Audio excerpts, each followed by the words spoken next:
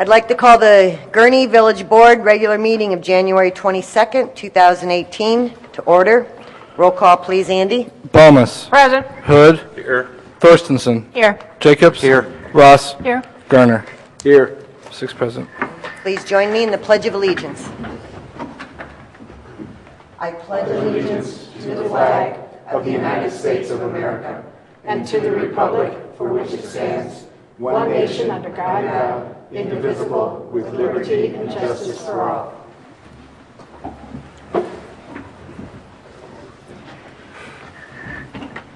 Ooh, we have a member of the public. Just in time. First item is always public comment, and I don't know that we're going to have any public comment, but I would like to compliment Tom Rigwood and Brett Fritzler for the flawless execution this weekend over our water supply. I know they planned for this, but Jawa, the one thing that we practice and plan for is if we ever lost our water supply with Jawa, which we did for some strange circumstances that happened with a 42-inch water main. Everybody did exactly what they should, and we went back on. So we had water, no interruption of service for anybody in town, and we're back on Jawa water very, very quickly. So please let them know I was very, very proud of how our business continuity, disaster recovery, whatever they call it in public service, worked out really well. So good job. And then I guess I'll move on to approval of the consent agenda. Do I have a motion to? I have a motion from Trustee Balmas, second from Trustee Jacobs. Roll call. Balmas. Aye. Hood. Yes. Thorstensen. Yes. Jacobs. Aye. Ross. Aye. Gurnee. Aye. 6 aye. All right, motion carries. Patrick, please read the consent agenda into the record. Item number 1, approval of the minutes in the January 8th, 2018 meeting. Item number 2, approval of request from Public Works Department and Information Systems Division for GIS Coordinator Eric Venden to attend the 2018 CityWorks User Conference in Salt Lake City, Utah from May 9th through 11th, 2018 at a cost not to exceed $1,200. And number 3, approval of Fire Medic Justin Graham's request to participate in the Village's Tuition Assistance Program in pursuit of a bachelor's degree in fire science from Columbia Southern University. Item number 4, approval of payroll for period ending January 5th, 2018 in the amount of $849,257.20.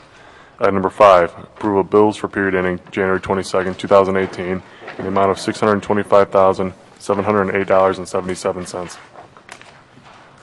All right, thank you, Patrick. Do I have a motion to approve the consent agenda? As read into the record, motion by Trustee Garner, second by Trustee Thorstensen. Roll call, please, Andy. Balmas. Aye. Hood. Yes. Thorstensen. Yes. Jacobs. Aye. Ross. Aye. Gurnee. Aye. 6 aye. All right, motion carries. We'll move on to petitions and communications.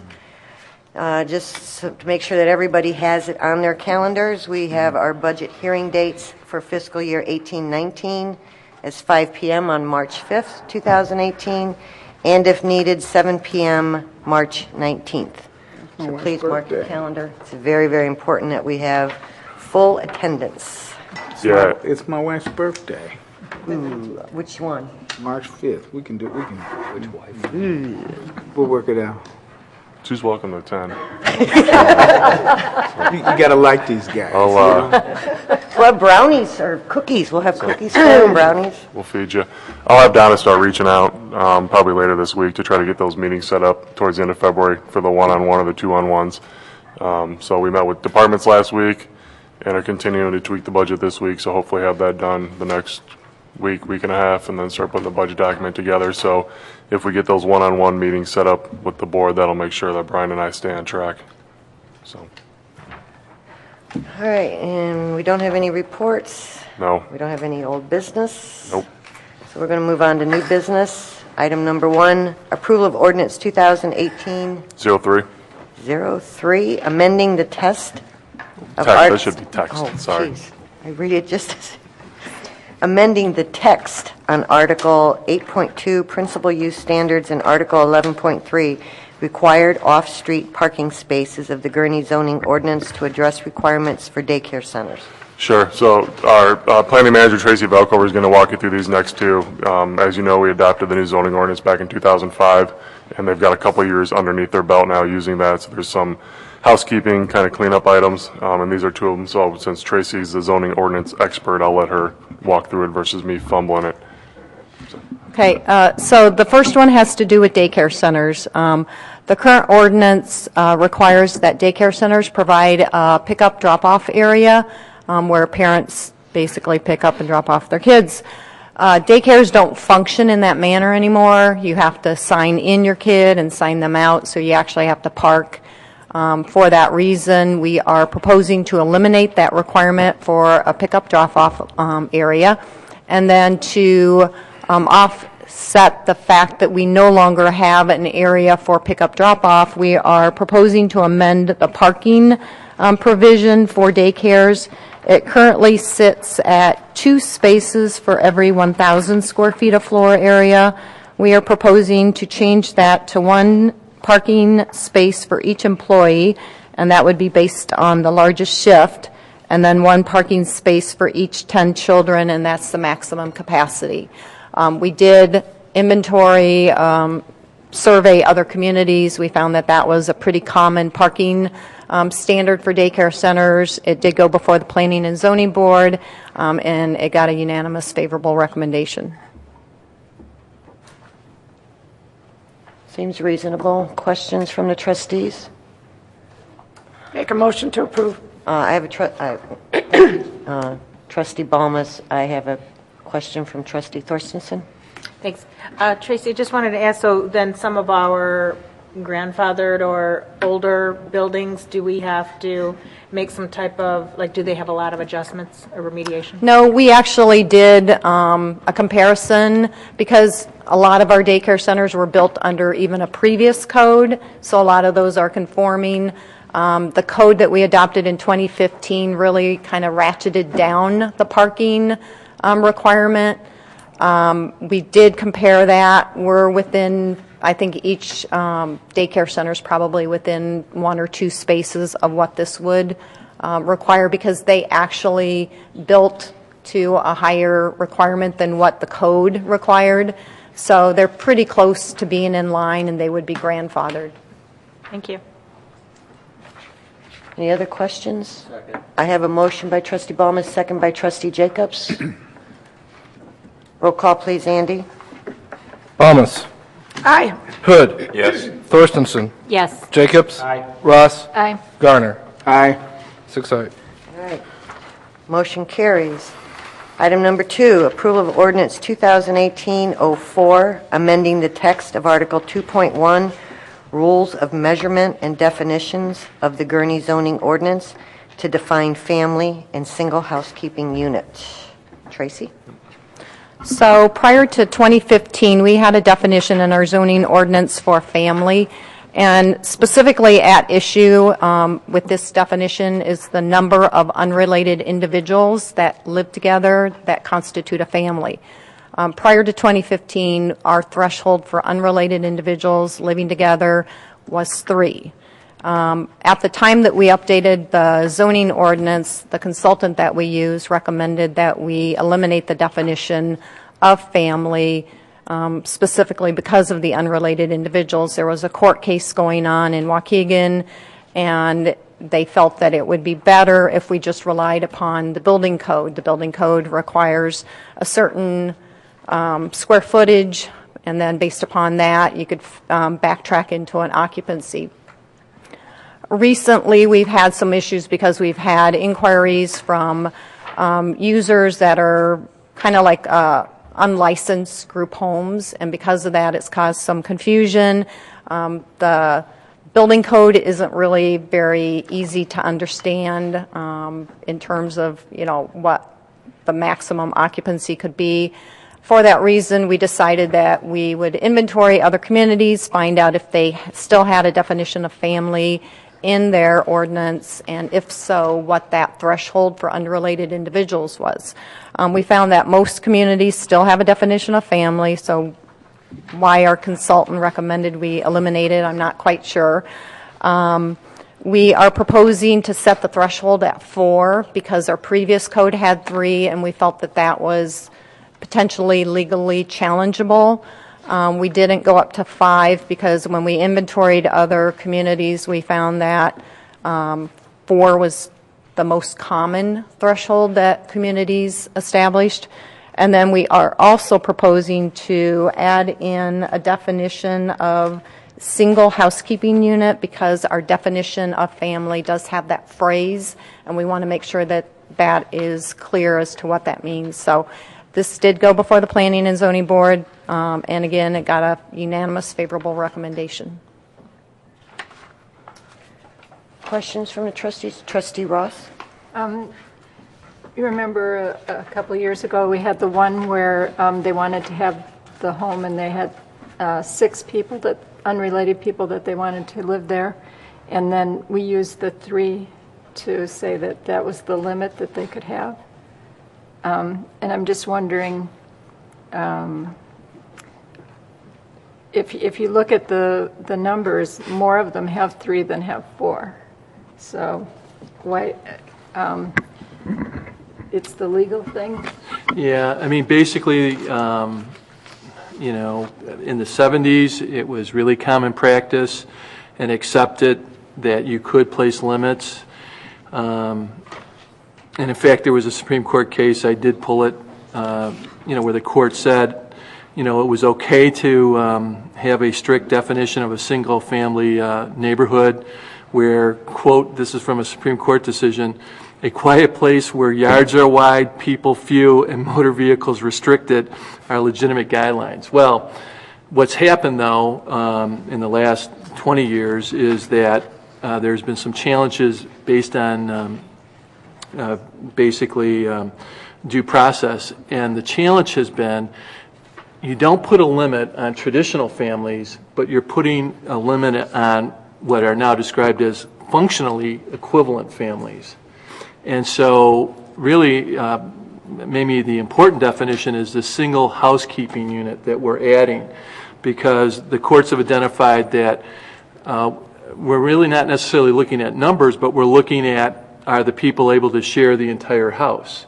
Are the people able to, you know, are they sharing in the expenses of the household? Is it permanent and stable, not a transient or temporary housing? So then the dilemma still remains, well, should we have a number? And I think the number is still appropriate, because if you just write an ordinance that doesn't have any reference to numbers, it's a little confusing, because then it really becomes a fact issue every time. And so I think with the number that we're using now, it really does protect the village from a challenge to say, you know, that's not an arbitrary number, taking into consideration the housing stock we have. That's a number that generally would be a good base point, and then we could still look at, you know, is this a violation or not? And Brian, just remember that the definition of single housekeeping unit does indicate that the makeup is determined by members of the unit rather than the landlord, property manager, or other third party. So, Yeah. Right. So we're addressing it that way, but that's what basically the courts have said, that, hey, you're just arbitrarily saying that it could only be 3 unrelated. You don't have those limits on a traditional family, so why are you imposing it? And again, I think the single housekeeping unit definition will help if people, you know, it's clear that a single family is not a boarding house, is not a halfway house, but the temptation, I think, is that people, if you make this too expansive, you know, they lose that message that, you know, having a number in there would be helpful. Yes, Gives guidance. this was more like a group home, but they were all using the same kitchen. They were all using, so that part. but they were unlicensed too. Yeah, and as David said, they were landlord assigned. Right. There was a manager. Yeah, he lived in the other Right, side, the duplex. Yeah. So that So that would still not be- meet the definition, no. So with this, he could not come back and ask for it? Correct. And the other thing I was wondering, could we limit, like, the number of vehicles, or that, because so many times people complain that they park over the sidewalk and there are too many cars in a driveway and things like that. And if you set the number at 4 of unrelated, then they all have a car, some of them have 2, and that, I don't know how we can regulate that. Well, the geography, kind of regulates that. How long is your driveway? Because, correct, they're not going to be able to park over the sidewalk. They may have to make sure the garage is clear so they can park vehicles there. And that's going to be an enforcement issue, again, probably tailored to the circumstances. Because, again, one of the cases, for instance, was, 4 or 5 elderly people that don't have cars, and yet, they weren't being permitted to live in this in a residential zoning because of the number that was set, and they were successful. And in that particular circumstances, and I don't know all the details, but it did not sound as if vehicle use was the issue. Mm-hmm. So that's going to probably depend on the individual circumstances and how many cars can fit legally on the property. Your driveway could hold 20 cars. I know. Mine can hold 6. Next door to anybody else. There is a trend, because of the high cost of home ownership, that you are seeing unmarried couples purchasing homes. People are getting very creative in order to, participate in home ownership. It's just gotten very difficult. I want to make sure, though, 3 generations living in the same home, they're all related. That's not covered. This is just strictly unrelated. Correct. Okay. All right. Other questions? So you could have aunts and uncles, and as long as they're related, you can have as many as you want? Wow. And that is very common, multiple generations in yeah. the same house. So Trustee Garner? 4 guys getting together, splitting the rent or the mortgage, whichever it is, and for some reason the neighbor doesn't like them and there's a complaint. What do we get to do? I mean, how do we? Why are they complaining? I mean, because 4 guys live together? Well, I'm just. Or because of I just see the problem coming where it could either be because they're doing something or somebody doesn't like them living next door to them. And because there's 4 of them living there and they're sharing the rent in that, or say 5 of them, does that mean we get to... Well, 5 of them would be a violation, right? Right. And But 4... what does that allow us to do, I guess is my question. Well, again, as long as they can establish, the single housekeeping unit. Now, if they're just utilizing the premises kind of as a dorm room or a frat house, then there would be there's a problem with that because it's of the transient nature. We might be able to do something in those circumstances, but otherwise, no, we'd have to have some more additional facts, and otherwise there'd be no violation. Just by virtue of the fact that there's 4 unrelated people there, that in and of itself is not going to be sufficient for the village to take any code enforcement action. Unless they're doing something that... Well, I'm just playing devil's advocate here. I mean, it'd be it's the same like as saying you can limit the number of people who can live in a house if they're unrelated, is what it sounds like. Yeah, I mean, If 4 guys, share the rent in the place, and then one of them's brother comes to live with them, on paper we have a violation there.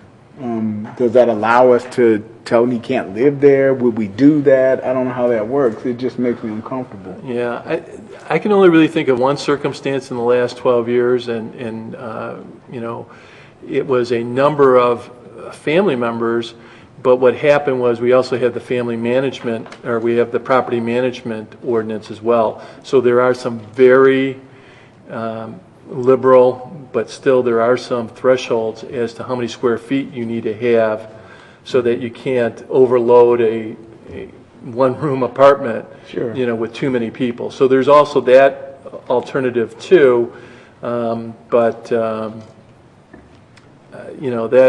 this is, and remember, right now, we don't have any number since the rewrite of 2015, and this seems to be an appropriate number to start out with. Well, 4B's 3, but, when you're telling people they can't live in a place they want to live, it gets interesting. Doesn't one of our ordinances, if it's a rental situation, there has to be so many square feet in each bedroom for a person? So I think that Yeah, might... the property maintenance code, which Brian alluded to, has a minimum square footage in each bedroom and a ratio of square footage to occupants. So if it's 70 square feet minimum size to be qualified as a bedroom, 120 square feet to have 2 people sleeping in the bedroom, 107, and then it adds 50 square feet for each additional occupant of the bedroom. So we could back into an occupant load for a house that way. If there was a problem. Yeah, 4 people living together is really not a problem. And So we would take several codes or ordinances into consideration if we had to move on something like that. And the way we've handled this in the past, when we do get a report of, a potential boarding house, a potential, overcrowding situation, we typically will just send a letter notifying the occupant that we've had a complaint about the property, let them understand what the rules and regulations are, and ask for their compliance. We don't typically, it's difficult to try to enforce, to try to establish residency from our end. So it is somewhat, challenging from an enforcement standpoint, but we ask for their compliance, and typically that has worked. Trustee Thorstensen? So I too have an example in mind, as it maybe Greg does, maybe you don't. But I need clarification because I think the homeowners association needs to understand what their responsibility is or ability to oversee potentially these things happening. So I just want to clarify, if you had a husband and a wife and 3 siblings, you can have that unit, right? Related, yes. Because you have no more than 4. They're all related. Those are all Well, I'm related, sorry, yeah. but, Yeah. thank you. So then you Other could have example. 4, you could, in addition to that, have 4 unrelated people. Right, that's what I guess I Yeah. wanted to get at is, okay. Secondly,